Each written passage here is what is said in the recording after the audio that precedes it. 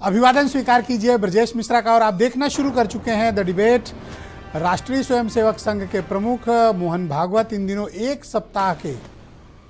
हफ्ते के उत्तर प्रदेश दौरे पर हैं। जब आरएसएस का टॉप लीडर एक हफ्ते किसी प्रदेश में रहते हैं तो जाहिर सी बात है कि चर्चा का विषय होता। वैसे चर्चा ये भी है कि भारतीय जनता पार्टी और आरएसएस के बीच बैठक चल रही है और ये बैठक मंथन के नाम से जानी जा रही है, जिसे मिशन उत्तर प्रदेश का नाम दिया गया है। क्या ये पीडीए का चक्रव्यूह तोड़ने का कोई फार्मूला तैयार हो रहा है या फिर ये एक महज रूटीन मीटिंग है जो मीडिया में सुर्खियों पर है? आज चर्चा इसी विषय की। बहनों भाइयों, और राष्ट्रीय स्वयंसेवक जैसे टॉप ऑर्गेनाइजेशन अगर उनके चीफ एक हफ्ते तक किसी राज्य में रहते हैं और किसी इलाका विशेष में रहते हैं तो जाहिर सी बात है कि ये एक बड़ी खबर होती है। लोग इसके विश्लेषण करेंगे, इसके मायने निकालेंगे, इसकी मीमांसा करेंगे और इसके पीछे के मकसद भी तलाशने की कोशिश करेंगे। इन दिनों मीडिया में सुर्खियों में है आरएसएस के प्रमुख डॉक्टर मोहन भागवत का उत्तर प्रदेश दौरा। वाराणसी, मिर्ज़ापुर में समय व्यतीत करने के पश्चात वो लखनऊ होते हुए लखीमपुर खीरी गए हैं। फिर वो बैठक करेंगे अवध प्रांत की। और ऐसा आज मीडिया में सुर्खियों में है कि आरएसएस और भारतीय जनता पार्टी के बीच मंथन हो रहा है, बैठक हो रही है और ये बैठक राजनीतिक है। इतनी खबर है। इसके मायने तलाशे जा रहे हैं। आरएसएस का कहना ये तो रूटीन है, हमारा प्री शेड्यूल्ड रहता है, पहले से सब फिक्स है, नथिंग न्यू, कुछ खास नहीं है। जैसे ऐसे स्टेटमेंट उनके यहाँ से आते हैं कि ऐसा तो कुछ नहीं है, आप लोग इसमें खबर क्यों तलाशते हैं। लेकिन आरएसएस के चीफ अगर एक हफ्ते गुजार रहे हैं किसी प्रदेश में, वो भी मध्य उत्तर प्रदेश यानी अवध प्रांत और ईस्टर्न उत्तर प्रदेश, तो ये खबर बनती है और इसके मायने भी तलाशे जाएंगे। मायने इसके ये तलाशे जा रहे हैं कि 2024 में जो भारतीय जनता पार्टी को परिणाम उत्तर प्रदेश में मिला, उसके बाद खास तौर पर पिछड़ा दलित समाज के भीतर की जो उस वक्त अपोजिशन ने जागृति प्रस्तुत की, उसने आरएसएस को थोड़ा सा चिंता में डाला है। क्योंकि आरएसएस जाति बंधन से मुक्त संगठन खुद को बताता है और जाति व्यवस्था पर विश्वास नहीं करते हैं।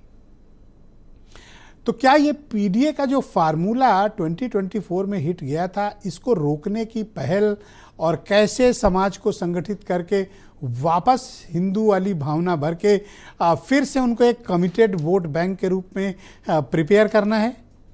और क्या ये मकसद भारतीय जनता पार्टी को, उनके लीडर्स को, उनके ऑर्गेनाइजेशन को, सरकार में उनके तौर तरीकों को भी चिन्हित करके कामकाज में बदलाव लाने का भी संकेत देने का है? क्या आरएसएस जो ग्राउंड पर उनके प्रचारकों को फीडबैक मिलते हैं, उन फीडबैक को और जो सामाजिक समीकरण है जिसका मैं बार बार अपनी परिचर्चाओं में जिक्र करता हूं, क्या उन सामाजिक सरोकार को, उन सामाजिक समीकरणों को आरएसएस बीजेपी से कहेगी कि वो उसको और दुरुस्त करें ताकि जो अपोजिशन है और अपोजिशन का जो नैरेटिव चला था उसकी कुछ काट खोज सके? क्या पीडीए के चक्रव्यूह से निकलने की ये कवायद है जो चल रही है? मीडिया में तो यही सुर्खियां हैं कि हाँ यही है, लेकिन हमें विभिन्न स्टेक होल्डर्स के जरिए ये समझना होगा कि क्या वाकई में ऐसा है। तो क्या आरएसएस के पास कोई फार्मूला है जहां पर वो अखिलेश यादव, राहुल गांधी, मायावती, अदर जो पॉलिटिकल फोर्सेज उत्तर प्रदेश में अपोजिशन में हैं, उन्हें रोक पाएंगे? क्या वो है वो फार्मूला? क्या वो जो वृहद हिंदू एकता की बात कही जा रही है, क्या वो उत्तर प्रदेश के परिप्रेक्ष्य में संपूर्ण हो पाएगी? ये गंभीर परिचर्चा है बहनों भाई। ये कोई तड़का नहीं है दाल का और न ये प्याली में कोई तूफान है। ये एक सामाजिक सरोकार से जुड़ी हुई बात है जो समाज में हर गली चौराहे पर हर बुद्धिजीवियों के बीच चर्चा का विषय है। तो जो हमारे समक्ष विषय आए उन्हें हमें निष्पक्षता के साथ उसके समस्त पहलुओं का आकलन करके प्रस्तुत करना, ये मेरी जिम्मेदारी है और ये जिम्मेदारी आपने मुझे दी है, इसका मैं निर्वहन करता हूँ।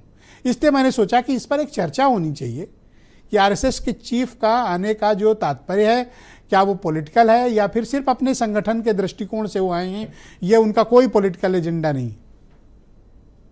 वैसे आरएसएस का ये कहना है कि हम कुछ नहीं करते हैं, लेकिन इसके बाद जो मैं लाइन बोलूँगा खबर उसमें है। लेकिन आरएसएस सब करती है। आरएसएस कुछ नहीं करती है, लेकिन आरएसएस सब करती है। यही उनकी वो विधा है जो आज 100 साल से एक ऑर्गेनाइजेशन जिंदा है और ताकत में है, रेलिवेंस है उसका। कोई स्वीकार करता है, कोई अस्वीकार करता है, पर उनकी एक सोशल और पॉलिटिकल रेलिवेंसी है। एक और विषय है, उसको मैं बता के फिर परिचर्चा शुरू कर दूंगा। आपको ध्यान होगा कि अयोध्या में राम मंदिर निर्माण के बाद डॉक्टर मोहन भागवत ने ये बात कही थी कि हमारा जो आंदोलन था वो पूर्ण हुआ, काशी और मथुरा हमारे लिए कोई ऐसा एजेंडे में नहीं है, कैटेगरिकली उन्होंने मना किया था। लेकिन इन दिनों एक बदलाव आया है। वो बदलाव आरएसएस की जो नीचे वाली लीडरशिप है, प्रचारकों की, वो एक्टिवली काशी और मथुरा में के जो आंदोलन चल रहे हैं उसमें खुद को सक्रिय रूप से जुड़ा हुआ दिखा रहे हैं। तो क्या ये आरएसएस चाहता है कि काशी और मथुरा के मुद्दे को बूम मिले, समाज में उसको लेकर चर्चा हो? क्या प्रचारकों को अलग से कोई छूट दी गई है, या फिर ये आरएसएस के ही एजेंडे को स्लोली तवा को गरम किया जा रहा है ताकि रोटी डालते समय वो ऐंठे नहीं, पक कर निकले? शायद हाँ भी हो सकता है। तो आज सभी पहलुओं पर खुली चर्चा करेंगे। कुछ बयान। पूज्य सर संचालक जी कुछ नया नहीं कह रहे हैं। जो युगों युगों से हमारे वेद और शास्त्र कहते आए हैं वही उन्होंने कहा है। उन्होंने हर किसी को साथ लेकर के चलने की बात कही है। स्पष्ट है पूज्य सर संचालक जी जोड़ने का काम कर रहे हैं और पीडीए तोड़ने का काम कर रही है। पीडीए का मतलब होता है कि आधे समाज को अलग करना और आधे समाज का खिलाफत करना, आधे समाज का समर्थन करना। पीडीए बीजेपी को नुकसान पहुंचा चुका है। हमने 37 सीटें और अलायंस में 42 सीटें उत्तर प्रदेश में जीती हैं और ऐसे ऐसे जगहों में उनको हराया है जहां उन्होंने सोचा भी नहीं था। तो वो सोचें, हम अपना काम कर रहे हैं। तो बहनों भाइयों, आज की इस परिचर्चा को आगे बढ़ाते हैं। मेरे साथ अशोक सिन्हा जी मौजूद हैं, राष्ट्रीय स्वयंसेवक संघ से जुड़े हुए हैं। बड़ा लंबा जीवन इन्होंने दिया है और उस संगठन के विचारक के तौर पर भी हैं, उनके समर्थक भी आप इन्हें मान सकते हैं, जो आरएसएस का पक्ष प्रस्तुत करेंगे। आलोक वर्मा भारतीय जनता पार्टी के प्रवक्ता हैं। विनय राय बहुत ही जाने माने मशहूर राजनीतिक मामलों के एक्सपर्ट, जर्नलिस्ट हमारे साथ इस कार्यक्रम में जुड़े हुए हैं, थोड़ी देर में जुड़ेंगे हमारे साथ। मनीष सिंघवी उत्तर प्रदेश में कांग्रेस कमेटी के प्रवक्ता हैं। प्रदीप भाटी समाजवादी पार्टी के राष्ट्रीय प्रवक्ता हैं। आसिम वकार साहब खास तौर पर मेरे साथ जुड़े हुए हैं, एमआईएम के राष्ट्रीय प्रवक्ता। वीरेंद्र जी हमारे स्टेट हेड। आप सभी का स्वागत, धन्यवाद इस कार्यक्रम में जुड़ने के लिए। अशोक जी, मैं कार्यक्रम की शुरुआत आपसे करना चाहता हूं, तो आप मुझे बता दीजिए कि भागवत जी किस मकसद से उत्तर प्रदेश आए हैं? मकसद तो एक ही है। अभी आपने इंट्रो में कहा आपने कि क्या फार्मूला है जो आरएसएस भाजपा को देगी, तो फार्मूला एक ही है और वो फार्मूला है नेशन फर्स्ट। क्योंकि राजनीति संघ का सीधा विषय नहीं है, वो राष्ट्रनीति है उसका विषय। तो राष्ट्र का कैसे उत्थान हो, कैसे देश तेजी से विकास करे और कैसे हम छोटी छोटी समस्याओं से निकल करके और हम आगे बढ़ सकें, उसके लिए यह है कि समाज एकत्रित हो, संगठित हो, समाज बटे नहीं, हिंदू मुसलमान में नहीं बटे, हिंदू क्रिश्चियन में नहीं बटे। तो ये जो फार्मूला है, हिंदू में बटे, Hindu with in Hindu territory, Hindu ही तो सब एक करना है। यहाँ के सब रहने वाले देशवासी, वो किसी भी पंथ मजहब के हो, सब हिंदू ही हैं। हिंदू राष्ट्रीयता, मुसलमान भी हिंदू है, बिल्कुल। तो अभी तो आप कह रहे थे कि हिंदू मुसलमान, नहीं, ये कहा कि सब एक होना चाहिए, वो हिंदू ही है। ये सब हिंदू हैं। कोई मोहम्मदिया हिंदू है, कोई ख्रिस्त हिंदू है, और कोई सनातनी हिंदू है, कोई आर्य समाजी हिंदू है, और कोई शैव है, कोई शाक्य है। तो ये सारा का सारा जो विषय है, अब यह जग जाहिर हो गया है कि जो देश एकता के साथ चलता है वो देश बड़ी तेजी से तरक्की करता है। अब आज अब ये कहें कि साहब सड़क बड़ी तेजी से बन रही है, अरे ये भाजपा ही यार ये बोल रहा है जो, तो हमको लगता है कि जो विकास है वो कहीं एकता में है देश की। देश एक होगा, अच्छी सरकार बनाएगा, अच्छे लोग लाएगा, तो वो निश्चित रूप से देश को आगे बढ़ाएंगे। और ऐसा आरएसएस चाहती है। आरएसएस यही चाहता है कि देश तरक्की करे। आरएसएस ये पिछड़ा और दलितों के लिए कुछ उनके हक की बात करता है? अपना चिंतन ही नहीं है उस विषय पर। पिछड़ा दल बिल्कुल तो भी चिंतन आप कुछ नहीं सोचते ही नहीं है, हो। बिल्कुल चिंतन नहीं है। और स्थापना काल से 1936 जरा जाइए, अपने पूज्य बापूजी हमारे वर्धा शिविर में आए तो उन्होंने यही सवाल कर दिया लोगों से, कितने हैं इसमें बेहरजन, खड़े हो जाओ। तो कोई खड़े नहीं और कोई बोल भी नहीं रहा है कुछ। तो जो शिविराधिकारी थे उन्होंने कहा कि नहीं भाई, अब मुख्य अतिथि हैं और ये हमारे लिए आज ईश्वर हैं, तो आप खड़े हो, कुछ बताओ, अगर वास्तव में जो पूछ रहे हैं वो बता दो। तो अनेक लोग खड़े हो गए। तो वो देख के आश्चर्य हुआ उनको कि यहाँ पता नहीं है लोगों को आपस में, और हैं इसमें। तो पिछड़े और दलितों को आप प्रेम देते हो और हक देने की बात करते हो। वो सब हमारे हैं, ओके। सब हमारे हैं। तो ये और जो जितने अपोजिशन- पीडीए हैं, जितने उसी वैसे ही हमारे लिए ईसाई है, वैसे ही मुसलमान भी है हमारे लिए। इसीलिए हमने कहा कि 4000 वर्षों के अंदर जो शोध हुआ है, अभी वैज्ञानिक तथ्य आए सामने कि सब पूरे भारतीयों का डीएनए एक ही है। और ये बहुत बड़ा वैज्ञानिक तथ्य, ये कोई मोहन भागवत जी अपनी तरफ से नहीं कह रहे तथ्य हैं। कहाँ से लाए हैं सर आप? अरे भाई, आप ये हमेशा ऐसी बात नहीं, करते हो। ये कौन कोई सा तथ्य है सर? ये देखिए कि एक राष्ट्रीय स्तर का महापुरुष बोल रहा है और वैज्ञानिक तथ्य बोल रहा है। ये वैज्ञानिक, किसी वैज्ञानिक को पूछिए ना, किस वैज्ञानिक ने वो सभी कहा कि- वैज्ञानिक, भाई जेनेटिक्स अरे के जो नहीं सर, जेनेटिकल कोई साइंस के इसका जो इंस्टीट्यूट है मतलब उनसे प्रमाण पूछिए दीजिए सर। कि भारतवर्ष का डीएनए पूरा निकाला गया, इवन मोहनजोदाड़ो हड़प्पा से भी निकाला गया है। कौन तो निकाला डीएनए है? कौन सा? वैज्ञानिकों ने, कौन जेनेटिक्स वैज्ञानिक इंजीनियरों सर? ने निकाला है। ना, ना, ऐसे कोई evidence नहीं। अरे क्या बात करते हैं आप गूगल पे देखिए ना। मैं गूगल अबे थोड़ी देखिए तो सही बात तो बताता ये है। नहीं, आप क्या आप समझते कह रहे हैं हैं? सबका डीएनए अरे भाई, एक है। हम कह रहे हैं कि हमारी संपूर्ण राष्ट्रीयता एक है भारतीय, सिन्हा जी। इस समय से कोई बाहर से नहीं आया हुआ है। नेशनैलिटी एक है। सब इसी We जगह all के are रहने Indians। वाले हैं। कोई एक हिंदू है और सब कोई कुछ है, सबकी डीएनए एक है। और यही राष्ट्रीयता का प्रथम सूत्र वाक्य है कि हम सब एक हैं। जो दलित और पिछड़े का डीएनए है वही अपर कास्ट का भी है। देखिए, ये दलित और पिछड़ा कब से आया? ये गुलामी काल में आया। इसके पहले तो नहीं कोई दलित था, पिछड़ा था, शब्द ही नहीं बोला गया, शब्द उसके ही पहले नहीं क्या कहा था? गया। शूद्र कहते थे। भाई शूद्र नहीं, वर्ण व्यवस्था में एक सेवक वर्ग कहा गया। सेवक। तो वर्ण व्यवस्था तो आज आप हर ऑफिस में देख लीजिए, क्लास 1, क्लास 2, क्लास 3, क्लास 4 तक। जैसे गुण कर्म विभाग से चातुर्वर्णमयम् सृष्टि गुण कर्म विभाग से, ये भगवान के मुख से कहलवाया गया कि 4 प्रकार की प्रवृत्तियों के लोग, तामसिक, राजसिक, ये लोग ऐसे प्रवृत्ति के लोग होते हैं और उनको उसी के अनुसार तो जो नीचे वाला काम करते हैं वो कौन सी प्रवृत्ति है? मेथोडोलॉजी देखिए, जो नहीं, वो मेहनती है, वो परिश्रमी है, और वही आधार तो वो है। वही काम क्यों करेंगे वही सर? आधार नहीं, वो क्यों बिल्कुल नहीं वो करेंगे। एंकर भी बन बिल्कुल सकते हैं, नहीं, वो बिल्कुल प्रवक्ता बने- भी बन सकते हैं। अरे बिल्कुल, ये कोई वो अधिकारी भी बन सकते हैं। कंबाइंड कहीं कंपार्टमेंट। आपने कहा कर्म के आधार पे। देखिए, कर्म नहीं, गुण कर्म। गुण कैसा है उसका, उसी के अनुसार वो कर्म करेगा। अगर हम वैज्ञानिक, हमारे अंदर पहले से ही कुछ ऐसे तो सर जीनोम्स बराबरी हैं, पे तो हम लाओगे। विज्ञान के बारे में 1000 चिंता साल करेंगे। जिनको दबाया सर, उनको अगर बराबरी पे लाना है तो कुछ तो उनके लिए करना पड़ेगा ना सर। बिल्कुल आपसे सहमत है कि जो आर्थिक, सामाजिक और राजनीतिक रूप से पिछड़े हो गए, पिछड़ गए हमारी दौड़ में, उनको बराबर लाने के लिए हमें कई प्रकार की सुविधाएं उनको देनी पड़ेगी। जैसे रिजर्वेशन देना चाहिए।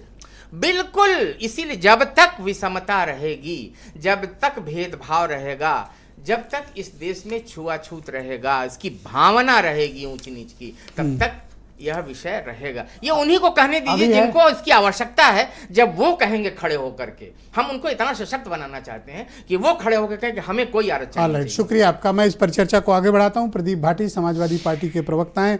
प्रदीप जी, इन दिनों आरएसएस प्रमुख सबको जोड़ने का अभियान चला रहे हैं और जैसा कि हमारे सिन्हा जी ने अभी कहा, सबका डीएनए एक है, कोई पिछड़ा नहीं, कोई दलित नहीं। लेकिन आप लोग फिर ये जो पीडीए चला रहे हो, तब तो सिन्हा जी के मुताबिक इरेलीवेंट है। नमस्कार आप सभी को। देखिए, जो बात कही जा रही है, चाहे वो भारतीय जनता पार्टी कहे या आरएसएस कहे, इनकी बातों में कथनी और करनी में बहुत फ़र्क है। अगर पीडीए है तो पीडीए सबको जोड़ने का प्रयास है। इसे किसी जाति या किसी वर्ग विशेष के लिए नहीं है, ये सभी को उनके अधिकार दिलाने के लिए एक प्रयास है जो हम जाति जनगणना से पूरा करना चाहते हैं। उसके साथ साथ अगर हमने किसी को जन चेतना जो हम फैला रहे हैं, जिससे सभी के लिए हम चाहते हैं कि जो वर्ग पीछे रह गए हैं उनका कैसे आगे की लाइन में आए, कैसे उनका और विकास हो। लेकिन वही उसके विपरीत आप देखेंगे, भारतीय जनता पार्टी हो या आरएसएस हो, अभी ने कहा रिजर्वेशन होना चाहिए, सबके लिए होना चाहिए।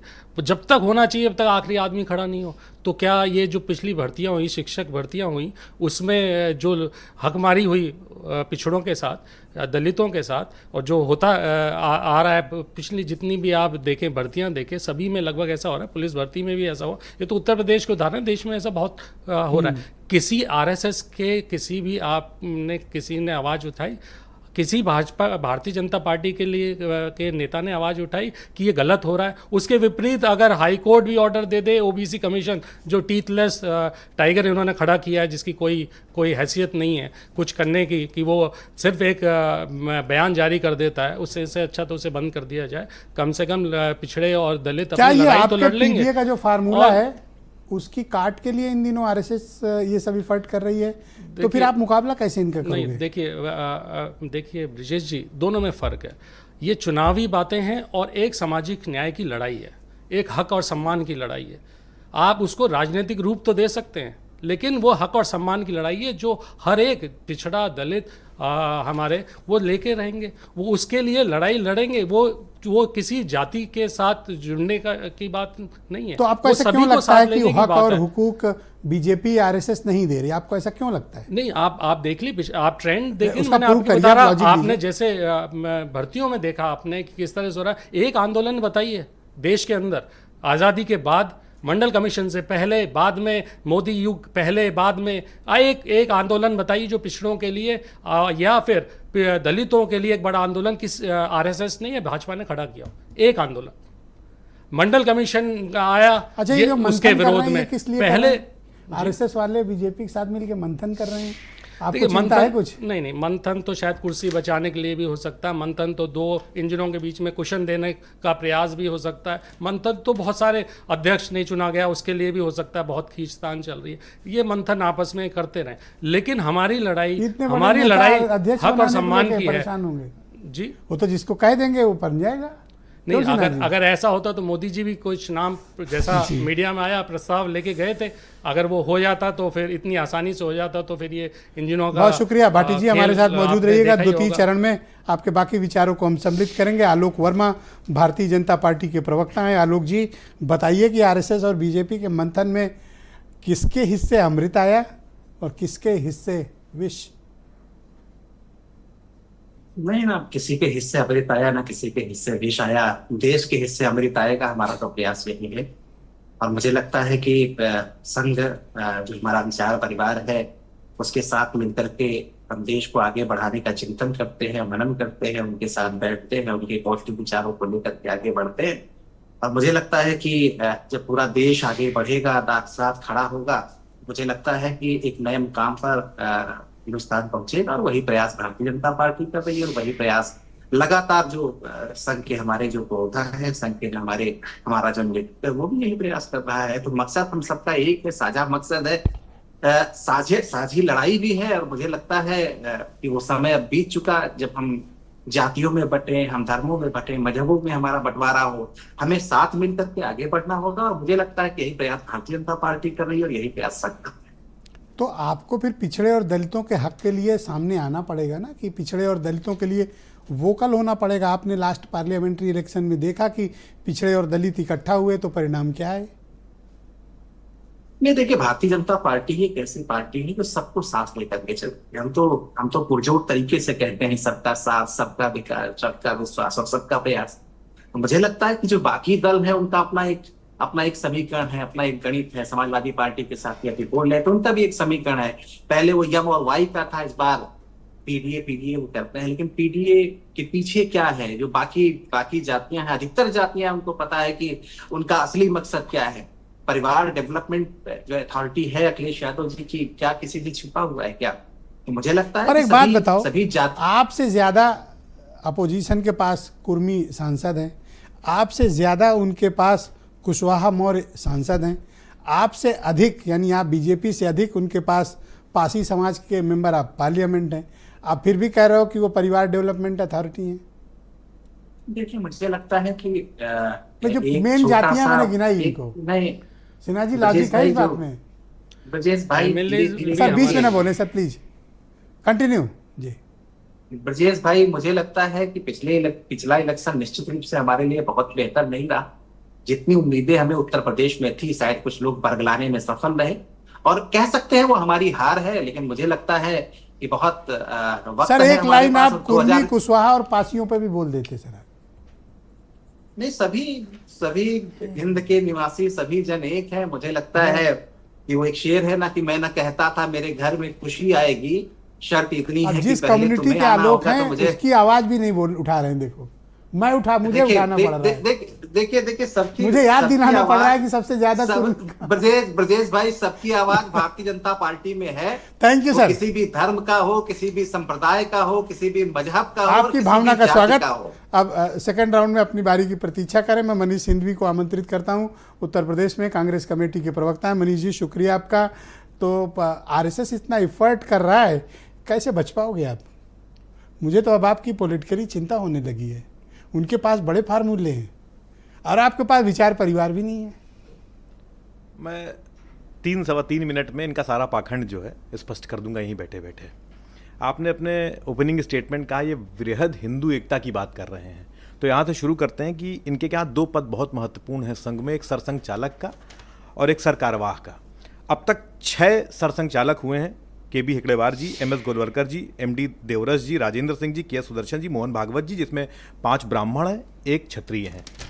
अब तक 10 सर कार्यवाह हुए हैं, MS गोलवलकर जी, भैया जी दानी जी, एकनाथ रानडे जी, माधव राय मुले जी, बाला साहब देवरस जी, राजेंद्र सिंह जी, HV शेषाद्री जी, मोहन भागवत जी, भैया जी जोशी जी, दत्तात्रेय होसबोले। इसमें 9 ब्राह्मण हैं, अपनी पार्टी 9 ब्राह्मण हैं, 9 ब्राह्मण हैं, 1 क्षत्रिय है। इसके अलावा हाँ।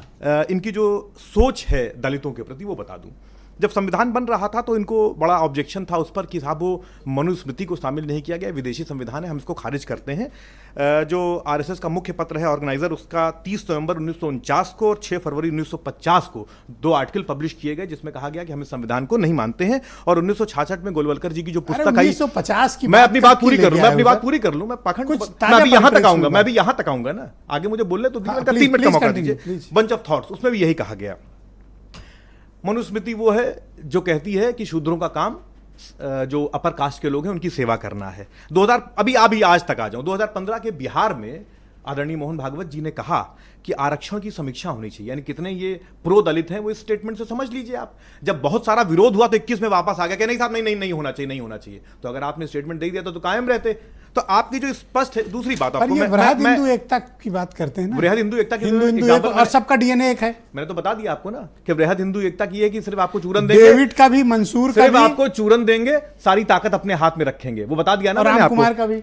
और सबका सुनिए, डीएनए एक है। 2 महत्वपूर्ण लोग हैं, एक भंवर मेघवंशी जी जो आरएसएस के प्रचारक थे और बाद में अलग होकर उन्होंने 19 में किताब लिखी मैं कार्यसेवक था, ये आप हर बार डिबेट में कोट करते हो। और ये वाला। सुदेश मिन्नी जी हैं जो केरला में 15 वर्ष तक रहे, सेलर्स ऑफ इंफॉर्मेशन। इन दोनों लोगों ने लिखा कि अगर कोई दलित अंबेडकर को पढ़ ले तो आरएसएस को छोड़ देगा। ओके, अब मुझे बताइए कि पॉलिटिकली अगर ये पीडीए के अगेंस्ट कुछ वृहद हिंदू एकता की बात हम लोग कर रहे हैं, ठीक है ना। अभी फिर शुरुआत करते हैं, अब जो इनका पॉलिटिकल विंग है भाजपा उसकी। अभी इसी संडे को 6 अप्रैल को रामगढ़ राजस्थान में हमारे जो लीडर हैं टीकाराम जूली जी वो मंदिर गए। उनके जाने के बाद भाजपा के एक पूर्व विधायक हैं ज्ञानदेव आहूजा, उन्होंने पहुंचा और गंगाजल से मंदिर को धोया। तब इनकी सोच समझ लीजिए आप कैसी है दलितों को लेकर। काम के लिए ये कैसे रिस्पॉन्सिबल अरे है? इन्हीं के तो विधायक हैं। और सुनिए, जुलाई, तो मैं पूरे समाज की बात कर रहा हूं, जुलाई 23, 2024 को 15 साल के एक दलित बच्चे को 3 अपर कास्ट बच्चों ने पेशाब पिला दिया। तो आरएसएस के चीफ 1 हफ्ते उत्तर प्रदेश में है, आपको चिंता हो रही है?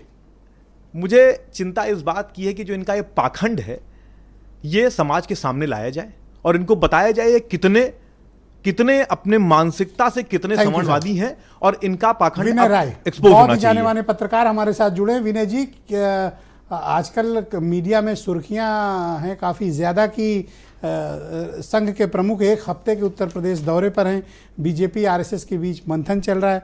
क्या ये पीडीए वाला जो मसला है इसके कोई काट और फार्मूला तैयार किया जा रहा है या फिर मैं मानूं कि ये एक रूटीन मीटिंग है?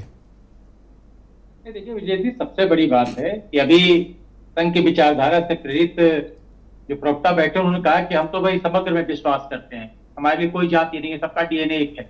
लेकिन उसके बावजूद पार्टी जब बात करती है, बीजेपी जब चलेगी तो ये तय करेगी उसका अध्यक्ष किस जाति का हो, तो मुख्यमंत्री किस जात का हो, तो मंत्री किस जात का रखा जाए। तो सबसे बड़ी चीज है संघ की एक आइडियोलॉजी। संघ चाहता है कि राष्ट्र के नाम पर राष्ट्र को एकजुटता के साथ लेकर हम आगे बढ़े। तो उसकी सोच, उसको लेकर के बीजेपी जो उसके अनुसांगिक संगठन है, पॉलिटिकल विंग कह सकते हैं, वो लेकर वो आगे बढ़े। आज की तारीख में हम देख रहे हैं बार बार विपक्ष जो है जहां वो मात खा रहा है, इतिहास सीखने के लिए होता है। इतिहास को पकड़ के अगर आप बैठ जाएंगे तो आगे नहीं बढ़ेंगे। जब संघ खुद हाफ पैंट से फुल पैंट पर आ गया तो आप 49 और 50 और 63 की बात लेके क्यों बैठे हैं? आज क्या हो रहा है इस पर बात करिए। आप दलित को कह रहे हो गए तो मंदिर धुला गया, वो कहेंगे हम राम जन्मभूमि का शिलान्यास ही हमने दलित से कराया था। तो ये मसला नहीं है। मसला है कि पॉलिटिकल तरीके से लड़ाई होती है तो आपको ये देखना पड़ता है कि कैसे जो पूरा प्रदेश कर सकते हैं कि कास्ट लाइन पे बटा हुआ है, और कास्ट में भी कास्ट बटा हुआ है। कहीं कानी कुब्ज है, कहीं जमुना सरजू पारी है, तो कहीं पर डढ़ोर है, तो कहीं ग्वाल है। एक यादव में भी 2 लोग हैं, ब्राह्मणों में भी कई लोग हैं, उसमें गोत्र लगते हैं लोग ढूंढने। तो आप संघ तो काम कर रहे क्या हैं। आपको लगता है कि आरएसएस बीजेपी को फाइन ट्यून करना चाहती है 2027 के लिए? देखिए, संघ को ये पता है कि जितने भी उसके सोच की चीजें थी, जो वो चाहती थी, उसकी सरकार जब केंद्र में बनी है तब से वो पूरी हो रही। तो कहीं से कोई चूक ना हो जाए, क्योंकि इस बार का जो लोकसभा का चुनाव है कई संदेश देके चला गया। तो संघ का काम है ग्राउंड लेवल पर वर्क करना, अपनी चीजों को फीडबैक निकाल करके अपने साथियों में बांट देना, उस पर वर्क को तैयार करके जो पिच तैयार करती है संघ, उसी में बैटिंग करना है। भारतीय मतलब जनता बात वृहद हिंदू एकता की करनी है, लेकिन पीडीए का फार्मूला निकाल लेना है, यही ना? को काम एकदम उनका तो हर चीज पे काम करना है उनको, क्योंकि उनको ये हम मालूम कुछ है नहीं करते कि सर, सरस्वती- लेकिन हम सब करते हैं, है ना सिन्हा जी? ये सब संघ कुछ नहीं अब करता, सरस्वती स्वयंसेवक सब मंदिर करते हैं, में ये शब्द है। अब संघ सरस्वती कुछ नहीं करता। मंदिर का प्रूफ है, जो देखो शिक्षक मेरी होते बात। सब हैं, करते हैं। जी, थैंक यू सर। विनय जी हमारे साथ सरस्वती- कृपया मौजूद रहिएगा। सेकंड राउंड में सर आपकी बाकी ओपिनियन को लेंगे। फाइनली हम इस डिबेट को आसिम वकार साहब को लाया जाए, तो काफ़ी लोग प्रतीक्षा रहते हैं उनकी बात सुनने के लिए। वकार साहब, स्वागत आपका। आरएसएस के चीफ 1 हफ्ते के उत्तर प्रदेश के दौरे पर हैं, मीडिया में काफ़ी सुर्खियां हैं, उनका दौरा, मंथन वगैरह चल रहा है, मीटिंग्स चल रही हैं, और हमारे सिन्हा जी कह रहे हैं कि 4000 सालों का ये शोध है वैज्ञानिक तौर पर कि 40,000 साल, चाहे वो डेविड हों, चाहे वो मंसूर हों या राम कुमार हों, सबका डीएनए एक है सर।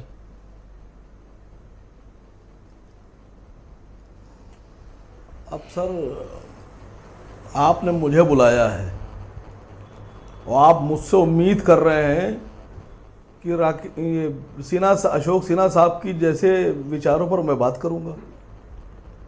कुछ तो फर्क कीजिए सर। एक भी बात का जवाब उन्होंने साफ नहीं दिया। चाहे पीडीए हो चाहे एनडीए, कितना ऊंचा समझ रहे हैं। इन सब का एक मकसद है कि किस तरह से लोगों से कुछ लिया जाए। कोई चाह रहा हमारी सरकार बन जाए, हमको वोट दे दो, हमको चंदा दे दो। किसी एक पार्टी का कोई मकसद नहीं है कि वो जनता को कुछ दे। मुझे बताइए कौन कौन देना चाह रहा है? अभी मैं सुन रहा था बीजेपी वालों को भी, जो बीजेपी का समर्थन कर रहे हैं उनको भी, वो ये कह रहे हैं कि सब जनता की भलाई के लिए, सब जनता की भलाई कर देंगे। जब अंग्रेजों का हुकूमत देश पर थी तो अंग्रेज भी कह रहे थे कि हम सब जनता की भलाई करे दे रहे हैं, और जो हमारा विरोध कर रहे हैं वो सब बागी हैं, आतंकवादी हैं। कोहिनूर हीरा लूटे लिए जा रहे हैं, सारा दौलत लिए जा रहे थे, सोना लिए जा रहे थे, और उसके बाद भी उस वक़्त हिंदुस्तान में बहुत से ऐसे लोग थे, हिंदुस्तानी थे, जो ये बताने में अपनी पूरी ताकत लगाए दे रहे थे कि अंग्रेज़ों की सरकार बहुत बढ़िया है और वो जनता की भलाई कर रही है और वो सब देशभक्त हैं और भारत का भला कर देंगे। और वही काम आज भी हो रहा है। बता रहे थे कि अभी भला करना चाहते हैं लोगों का। नहीं सर, अभी आपने दलितों पे सवाल पूछा, दलितों पे सवाल पूछा सर, कई तरह से अभी पूछा। आपने पूछा कि कैसे अमीर गरीब को बराबर कर। सर बात को समझिए, मैं सबको सुन रहा था, बहुत गौर से मैंने सुना। ये सब जनता से लेना जानते हैं, जनता को देने की ना इनकी मंशा है, ना ये सोच रहे हैं उस दिशा में।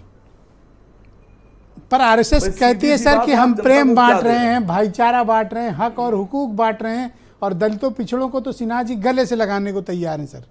मुसलमानों से खास मोहब्बत है, कह रहे हैं मुसलमान सुन तो पहले लीजिए हिंदू सर। ही था। सुन तो लीजिए, इन्हीं से पूछ लीजिए, एक हिंदू थे, सुन ये तो लीजिए एक हिंदू सर। हैं कि नहीं? बात तो सुन लीजिए। अब उनको बोलने दें सर। जिस जनता की बात आप कर रहे हैं, जिस जनता की बात आप कर रहे हैं और जिस जनता की बात यहां बैठे हुए लोग कर रहे हैं, वो जनता, प्रत्येक घर की बात कर रहा हूं मैं, वो जनता जब भगवान के सामने खड़ी होती है, भगवान के मंदिर में खड़ी होती है, तो हाथ जोड़ के कहती है भगवान हमारे बच्चे का रोजगार लगा दे, हे भगवान हमारे बच्चे को आईएएस बना दे, हमारे बच्चे तरक्की कर जाएं, हमारे पास पैसा आ जाए, हमारा मकान अच्छा हो जाए, हमारे पास बैंक बैलेंस हो जाए, हमारे पास गाड़ी बढ़िया आ जाए, हमारा खाना बढ़िया हो जाए, भगवान से जब मांगते हैं। और जब नेताओं के सामने खड़े होते हैं, पार्टियों के सामने, तो उनसे नहीं मांगते हैं, उनसे कहते हैं हमको भगवान दे दो, हमको मंदिर दे दो।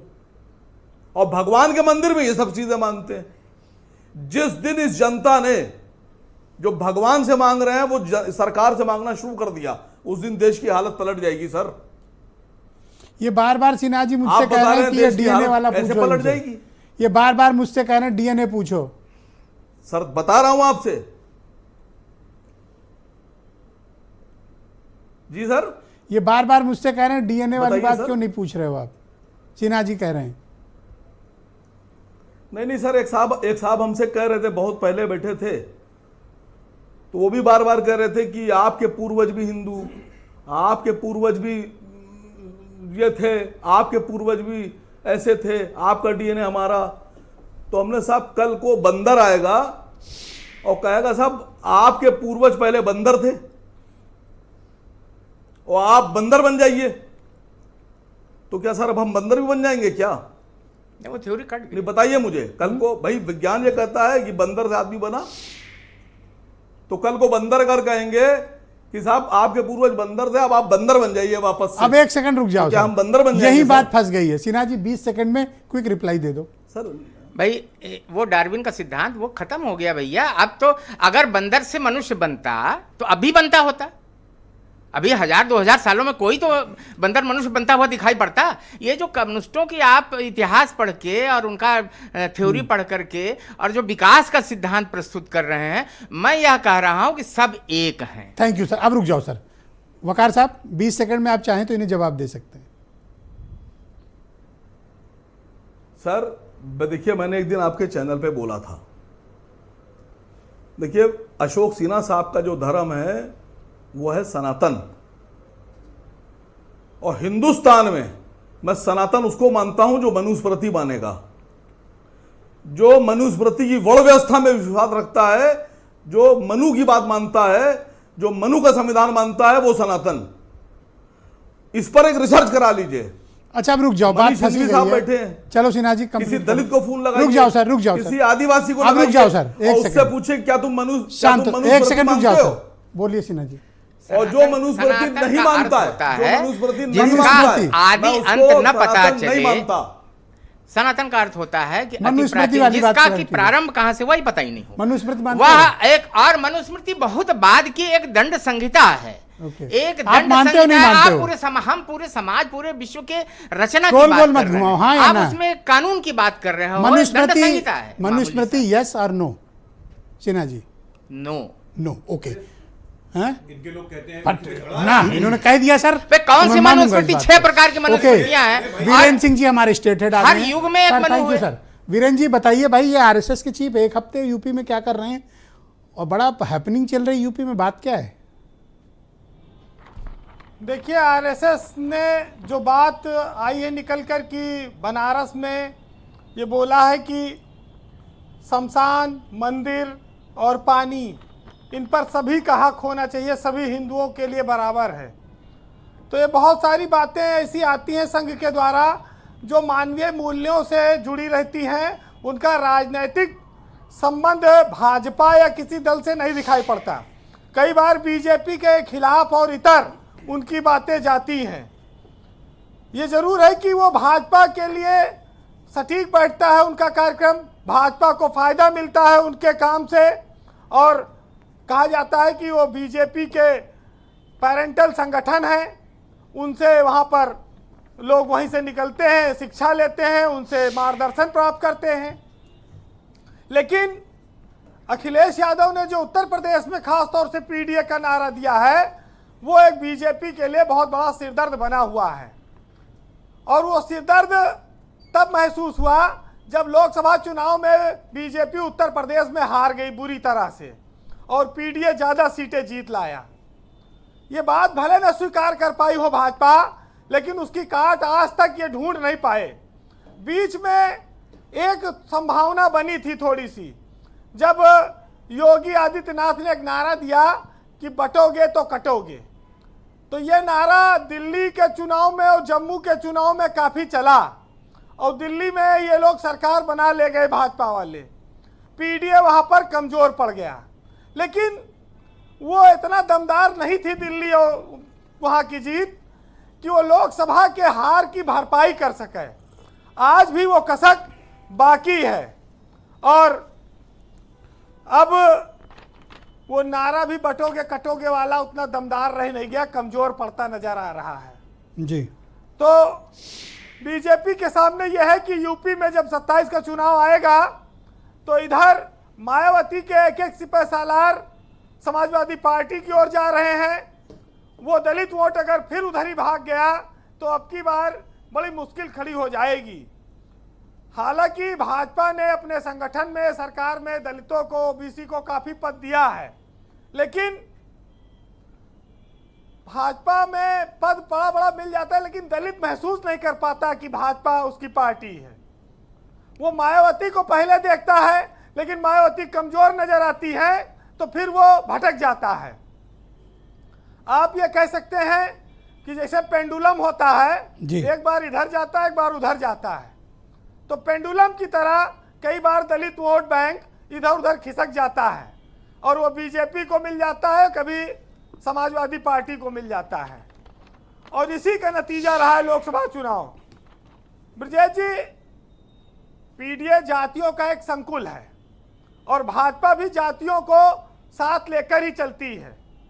अगर जातियों पर बीजेपी का फोकस ना होता तो ये लोकसभा चुनाव से पहले ओम प्रकाश राजभर को अपने पार्टी में शामिल ना करते, ये जयंत चौधरी को ऐन मौके पे तोड़ के ना लाते।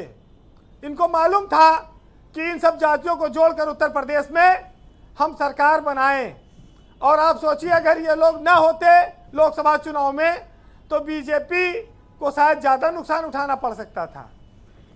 कोई वैसी बड़ी बात नहीं है, कोई आश्चर्यजनक परिणाम आता जी। तो आज की तारीख में अगर आप देखें, दद्दू प्रसाद गए, उससे पहले बाबू सिंह और इंद्रजीत सरोज, लालजी वर्मा, रामाचल राजभर, कई सारे बड़े नाम समाजवादी पार्टी में चले गए बसपा के। तो ये बसपा वाले वोट ही तो खींच खांच रहे हैं वहां पर, और ये काहे के लिए गए हैं। तो बीजेपी की चिंता ये है, और अगर आप ये कह सकते हैं कि अगर मायावती की कमजोरी का फायदा 2019 में मोदी और भाजपा को मिला था तो 2024 में समाजवादी पार्टी और कांग्रेस को मिला है, और ये एकदम साफ है, इससे कोई इनकार नहीं कर सकता है। ब्रजेश जी, वैसे अभी लोहिया की जयंती गुजरी है और अब बाबा साहब की जयंती आ रही 14 अप्रैल को जी। समाजवादी पार्टी अंबेडकर के नाम पर इतना बड़ा आयोजन कभी नहीं की होगी जो अब की बार करने जा रही है। तो ये किसके लिए है? उनका वोट बैंक तो कभी रहा नहीं, वो दलित वोट बैंक अपनी ओर लाना चाहते हैं। और भाजपा भी देखिए इसी कोशिश में लगी है कि वो अपना प्रदेश अध्यक्ष इस बार कोई दलित दे, और हो सकता है 14 अप्रैल को ही वो कोई घोषणा करे। तो जहां वो अम्बेडकर के नाम पर वोट मिल रहा है वहां पर लोग जा रहे हैं, लेकिन अभी बहुत रास्ते तय करने हैं। बसपा का रिवाइवल हो सकता है अगर मायावती फील्ड में निकलना शुरू करें। उनके पास कोई चमत्कारिक चेहरा बचा नहीं है। तो पीडीए का मुकाबला भाजपा तो कर ही रही है, लेकिन उसके सहयोगी संगठन भी उसमें पर्दे के पीछे से मदद करते हैं। वो हिंदुत्व की भावना जगाते हैं, वो हिंदुओं को जातियों के रूप में नहीं देखते, वो समुच्चय के रूप में देखते हैं कि हिंदुओं, सारे हिंदू एक जैसे हो जाएं। और इसीलिए संघ भेदभाव मिटाने की बात करता है, चाहे पानी से, चाहे जाति से, चाहे मंदिर से। जी, कंक्लूड करें। इस बात को लोग अब समझ गए होंगे जी। लेकिन आज ज़्यादा कुछ नहीं कहूँगा, क्योंकि हम लोग चाहे जितनी बहस कर लें, लेकिन जातियाँ सच्चाई हैं। और आरक्षण जो चल रहा है उसके बावजूद आज भी गरीबी है, लोग अभाव में हैं, संसाधन नहीं है, और जो मजबूत है वो शोषण करता है। चाहे आप उसको समण कहिए, चाहे पंडित कहिए, चाहे ठाकुर कहिए, जहाँ पर जो स्थिति रही है दलितों की, उनके उत्थान की अभी बहुत आवश्यकता है, इसमें कोई शक नहीं। अदम गोडवी का एक शेर है, ज़्यादा पुराना नहीं है लेकिन दोबारा सुना देता हूँ कि निर्णय कौन लोग करते हैं, होशियार लोग जो सियासत में आ गए वो, कि जितने हरामखोर थे कुर्बो जवार में और प्रधान बन के आ गए अगली कतार में। क्या तो और दीवार फांदने में यूं जिनका रिकॉर्ड था और वो अब चौधरी बने हैं उम्र के उतार में, और बंजर जमीन पट्टे में जो दे रहे हैं आप, ये रोटी का टुकड़ा है बस मियादी बुखार में। और जब 10 मिनट की पूजा में घंटों गुजार दें तो समझो कि कोई गरीब फंसा है फिर शिकार में। बहुत शुक्रिया वीरेंद्र जी, बहुत बहुत धन्यवाद ग्राउंड जीरो से अपना फीडबैक और ओपिनियन हम तक पहुंचाने के लिए। मैं प्रदीप भाटी को आमंत्रित करता हूं, समाजवादी पार्टी के प्रवक्ता हैं प्रदीप जी, बीजेपी के प्रवक्ता, और आरएसएस को भी आपने सुना, उनका स्पष्ट मत है कि पीडीए के इशूज़ को वो बहुत ही अच्छे से और पॉलिटिकली हैंडल कर रहे हैं और आपसे ज़्यादा बेहतर वो रिस्पॉन्ड कर रहे हैं।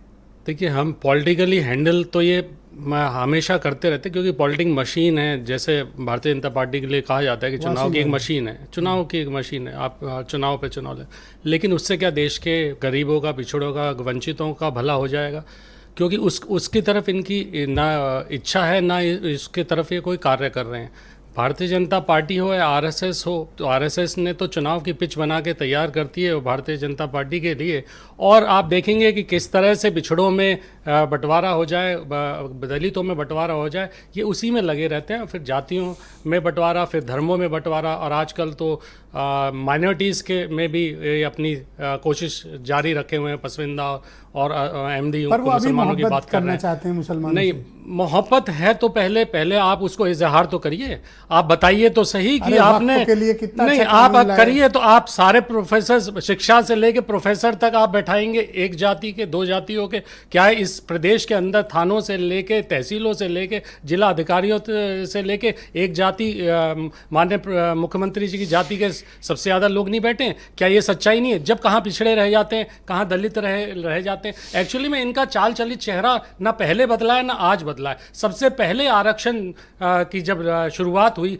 कपूरी ठाकुर जी ने करी, तो उसकी सरकार भी भारतीय जनसंघ ने के साथ आगे नहीं, देखिए उस टाइम पे भी भारतीय जनसंघ विचार आप रख रहे हो। नहीं, जाति के विचार नहीं रख रहा हूँ। जो जाति शोषित रही हैं उनके लिए कैसे उत्थान किया जाए, मेरी बात उनके लिए। ये भारतीय जनता पार्टी उनके साथ जो भेदभाव कर रहा है, करते हो बताओ। नहीं, भेदभाव के लिए आपको तो जातिवाद खत्म करना चाहिए। जातिवाद जब भी खत्म होगा ना ब्रिजेश जी, जब वो उस मेन धारा में आ जाएंगे, जब भी तो जातिवाद खत्म होगा। शुक्रिया सर। आप हर समय आप कोई भी कोई दलितों के ऊपर अत्याचार हो रहे हैं सबसे ज्यादा उत्तर प्रदेश के होते हैं, तो क्या उनके लिए क्या आपने किया? इसी तरह से पिछड़ों के लिए भी जिस तरह की लड़ाई, शुक्रिया मनीष जी, मैं आपसे जानना चाहता हूँ, पिछड़े उनके लिए भी बताइए, मनीष जी बताइए आप लोग। भाई कह रहे हैं हम तो हक भी दे रहे हैं, हुकूक भी दे रहे हैं, प्रेम भी दे रहे हैं, और सिन्हा जी तो कह रहे हैं कि हम सब एक ही हैं।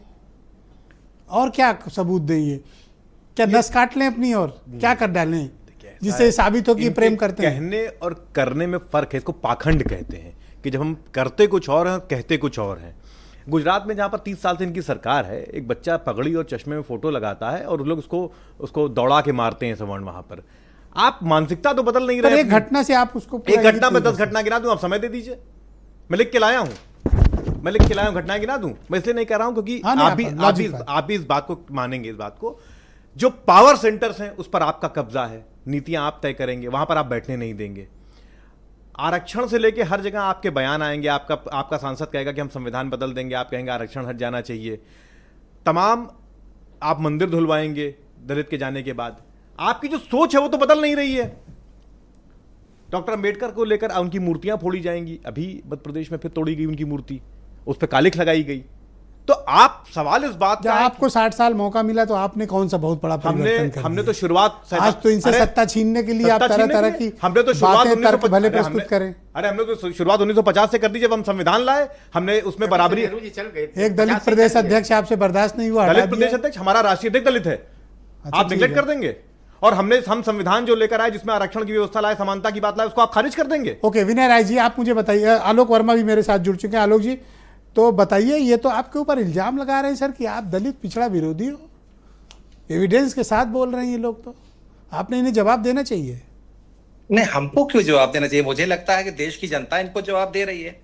अगर हम लगातार अब सरकारें रिपीट कर रहे हैं, चाहे उत्तर प्रदेश हो, चाहे उत्तराखंड हो, दिल्ली में भी हम 2.5 दशक बाद आ गए, हरियाणा में भी हम आ गए, दूसरे इलाकों में भी हमारी सरकारें बार बार बन रही है, तो इसका मतलब है कि जनता हमारे काम को, हमारे तरीकों को, और हम जिस तरीके से देश को आगे ले जा रहे हैं, जिस तरीके से सबको जोड़ करके आगे बढ़ रहे हैं, उस पर लोगों का भरोसा है।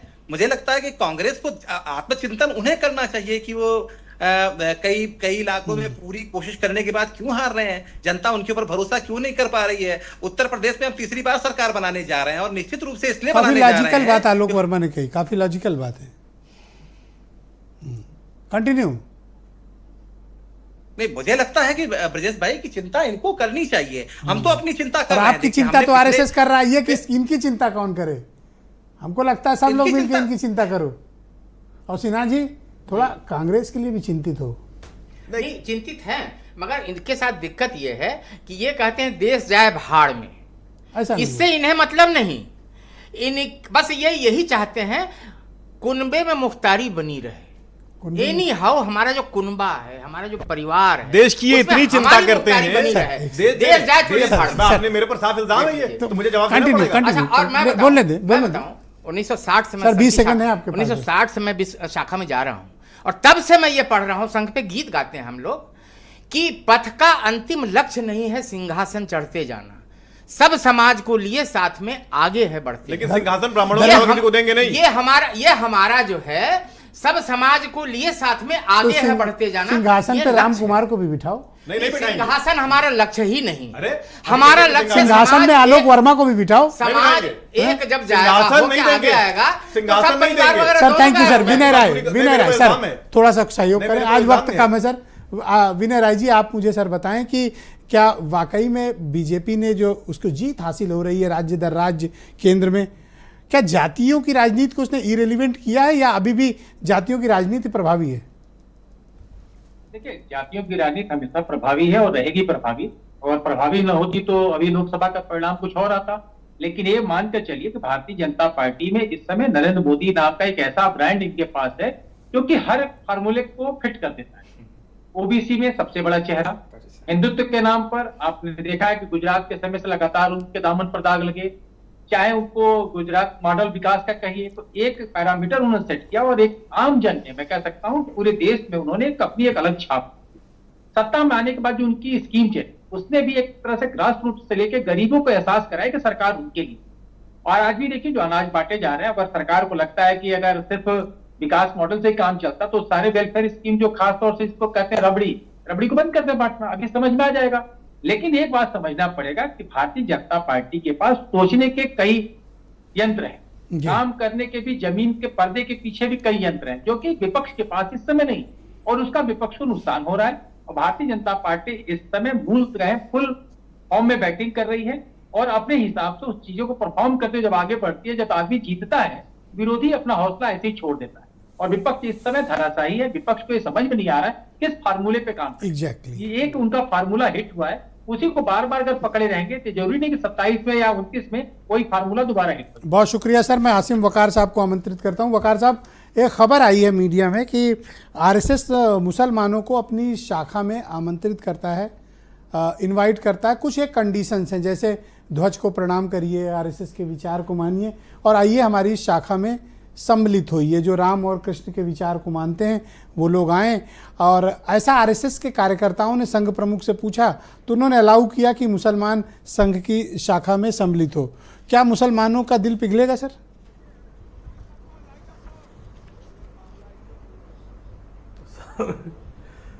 मुझे लगता है कि जो लोग अंग्रेज़ों की हुकूमत से डरकर अंग्रेज़ों के साथ चले गए थे अपने को बचाने के लिए और फ़ायदा उठाने के लिए, उसी मानसिकता के कुछ लोग हो सकते हो चले जाएं। मुझे तो नहीं लगता कि कोई देशभक्त आदमी जिसको देश की परवाह होगी या जो देश को तरक्की चाहता हो देना, वो इनके साथ जाएगा। मुसलमानों ने तो अंग्रेजों से भी लोहा लिया था और ठीक ठाक लोहा लिया था। तो मुसलमान तो मैं समझता हूं कि कह रहे हैं ध्वज को प्रणाम करिए, आइए हमारी शाखा शाखा में शामिल होइए। और क्या कहें? भारत माता की जय कहें। और क्या बोले? वंदे मातरम भी कहें। सर वंदे मातरम बोलना। हम और कह रहे हैं वंदे मातरम कह दीजिए, आइए आरएसएस के मेंबर बनिए। सर हम प्रणाम करते हैं, हम सलाम करते हैं, सैल्यूट करते हैं अपने तिरंगे को, और हर हिंदुस्तानी को सिर्फ तिरंगे को ही सलाम करना चाहिए। और जिस हिंदुस्तानी के दिल में 2 झंडे हुए, वो समझ लिए कैसा हिंदुस्तानी होगा। हमारा तिरंगा है, हमारे सर माथे पर है सर, हम सैल्यूट करते हैं उसको। लेकिन आपने मेरी एक बात को सीरियसली नहीं लिया। कौन सी वाली? लेकिन ये भी हो सकता है कि क्योंकि आप एक बड़े पत्रकार हैं, आपकी दूर की नहीं। सोच है, आपने सीरियसली लिया हो। आपको मैं हमेशा सीरियसली लेता हूं, देखिए, हमारा मैंने पूरा एक दर्शक जायज जानता और- है। सुनिए सर, मैंने एक सवाल उठाया था, सनातन और मनुस्मृति 4 बार कहने के बाद सिन्हा साहब सरेंडर हो गए। अभी बीजेपी प्रवक्ता से पूछिए, राय साहब बैठे हैं, पत्रकार हमारे दोस्त हैं, पूछिए इनसे। मैं आज बता रहा हूं आपसे, अगर पीडीए ना हो और अपोजिशन ना हो स्टेट में और देश में, और भारतीय जनता पार्टी के साथ दलित और पिछड़ा चला जाए, तो फिर से वो दौर आ जाएगा कि दलितों के चलने पर सड़क धो जाएगी। मंदिर में चढ़ने परमिशन तो आज भी नहीं है, कुओं पे पानी भरने का परमिशन नहीं होगी सर। सर बीजेपी के प्रवक्ता आपको जवाब देना चाहते हैं। कभी भी किसी ओके आलोक, गो अहेड। बिल्कुल दीजिए आलोक, जवाब दीजिए। मुझे लगता है कि इसी तरीके से बरगलाने की राजनीति जो हमारे विरोधी हैं वो करते रहे हैं। कभी कभी वो कामयाब हो जाते हैं तो उनको लगता है कि वो हमेशा कामयाब होते रहेंगे। मुझे लगता है कि भारतीय जनता पार्टी जिस पथ पर चल रही है, देश को उस पथ पर यकीन है, उस vision. Thank you Alok ji. Okay 20 second Asim Waqar sahab, और सिन्हा जी भी कुछ कहना चाहते हैं, मैं उन्हें टाइम दूंगा। आपको बिल्कुल दूंगा, फिर मैं आपको ही मिलेगा टाइम। फिर मैंने आपसे कह दिया कि सुनिए सर, जिस जाति की और जिस दल की और जिस संगठन की दिमाग में और दिल में मनुस्मृति बसी हो, और जो दलितों को कहाँ है वहां मानते हो, बैकवर्ड्स को, दलितों को और मुसलमानों के साथ जो नारे आज लगवा रहे हैं सर 20 सेकंड सिन्हा जी, जो आज आप मुसलमानों जवाब को नहीं दे रहे। पकड़ कर नारे मैं लगवाए जा रहे हैं, जवाब ये कराना वाला बिल्कुल दोस्त बात कर रहे हैं, मैं इनके तो कुरान की बात कर रहा हूँ। एक एक मिनट जरा सुन लीजिए भाई साहब, आपके कुरान में कम से कम 100 बार एक नाम आया है, अबू तुराब। अबू तुराब हजरत अली का नाम है, उनका वो पर्यायवाची नाम है, और इसका अर्थ होता है अबू माने बाग, तराब माने सर इतना टाइम नहीं, संक्षेप में बोलो सर। और ये बाग का बाप, ये 100 बार पढ़ते हैं कुरान में, मगर ये कभी भारत माता की जय नहीं कहेंगे, जय नहीं बोलेंगे। 20 सेकंड सर। अभी आलोक जी जो कह रहे थे उसका जवाब सिर्फ ये है कि इनका जहां जहां शासन है, घोड़े चढ़ने पर, चश्मा लगाने पर आप मार रहे हैं, पीट रहे हैं, मंदिर में जाने पर मार रहे हैं, पीट रहे हैं, और आप इक्वलिटी की बात कर रहे हैं, समानता की बात कर रहे हैं। 20 सेकंड। देखिए ये घिनौनी मानसिकता से इनको बाहर आना पड़ेगा। जब खुद मुख्यमंत्री इस चीज को आगे सबको दिखाते हैं कि भाई मैं अगर पूर्व मुख्यमंत्री पिछड़े वर्ग से आते हैं तो उनका आप आवाज धुलवा देते हैं, तो इस मानसिकता से अगर आप बाहर नहीं आएंगे और ये सोचेंगे बहुत शुक्रिया, देश प्रगति करेगा। मैं आप सबका बहुत धन्यवाद प्रकट करता हूं कि आज शाम आप सबने अपने अपने विचार इस कार्यक्रम में प्रस्तुत किए। आप सभी का बहुत शुक्रिया, और बहनों भाइयों आप सबका भी बहुत बहुत अनेक अनेक धन्यवाद इस कार्यक्रम को देखने के लिए। धन्यवाद, नमस्कार।